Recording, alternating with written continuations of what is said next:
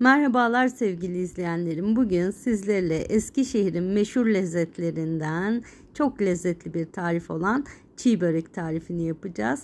Haydi hep birlikte tarifin yapım aşamalarına geçelim. Tarifimizin tüm malzeme listesi her zaman olduğu gibi açıklamalar bölümünde olacak. Tüm Eskişehirli takipçilerimi yoruma bekliyorum. Şimdi tarifimizin ilk önce içini yaparak tarifimize başlıyoruz. Bir yoğurma kabıma 250 gram kıymamı koydum. 1 adet rendelenmiş soğanımı suyuyla birlikte ilave ediyorum. 1 çay kaşığı tuz, 1 çay kaşığı karabiber ilave ediyorum tarifime. Parmak uçlarımla hafif hafif içimi hazırlamak üzere kıymam, soğan ve baharatlarımı yoğuruyorum. Ben tarifimizin içini yavaş yavaş yoğururken siz de kanalıma abone olursanız çok mutlu olurum. İçimize burada farklı olarak su ilave edeceğiz. Yarım çay bardağı suyum var. İlk önce yarısını ilave ediyorum.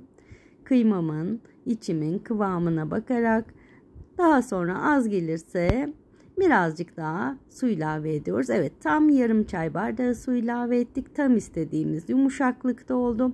Suyu ilave etme sebebimiz kıymamız, böreğimiz pişerken içinde toplanıp kurumasını istemiyoruz. Ve şimdi böreğimizin hamurunu hazırlama zamanı. 3 su bardağı 200 mililitrelik un kullanıyorum. Ve üçüncü. Şimdi şöyle unumun ortasını açıyorum.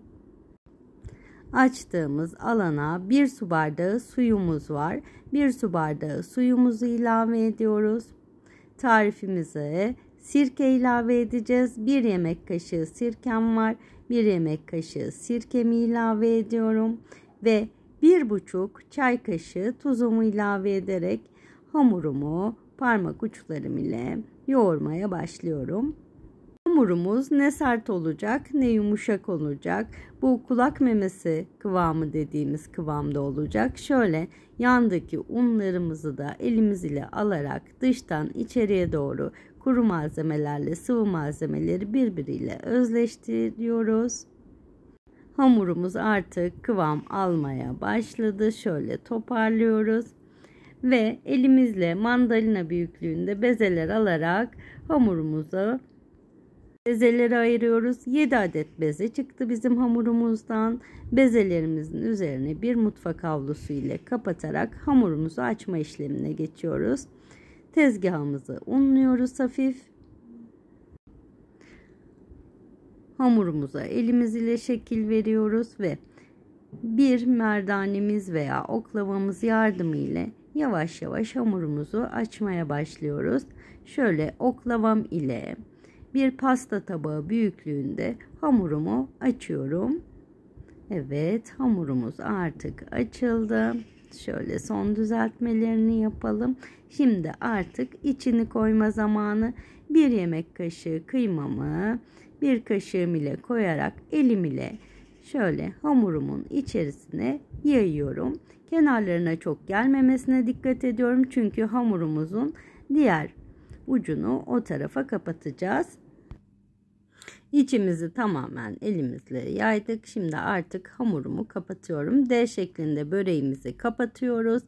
Şöyle uçlarından bastırıyorum ki kızartırken böreğim açılmasın, içi dışarıya çıkmasın diye parmak uçlarımla bastırdıktan sonra isterseniz bir kesici yardımıyla şöyle kenarından geçerek açılmamasını sağlayabilirsiniz. 1 adet böreğimiz şimdi hazır. Hazırladığım böreklerimi bir tepsime diziyorum. Şimdi bir tane daha birlikte yapalım. Tekrar bezemizi unumuz üzerinde pasta tabağı büyüklüğünde açıyoruz. İçimizi koyduk.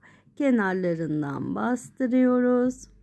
Ve şimdi yine bir kesici yardımı ile kenarlarından keserek hamurumuzun yağda kızarırken açılmamasını sağlıyoruz. Çiğ böreklerimiz artık kızarmaya hazır. Kızgın yağ koyarak çiğ böreklerimizi kızartma işlemine başlıyoruz. Böreklerimizin bir yüzü yavaş yavaş pişmeye başladı. Böreklerimiz kabarmaya başladı. Şimdi arka tarafını da pişiriyoruz aynı şekilde kızgın yağda.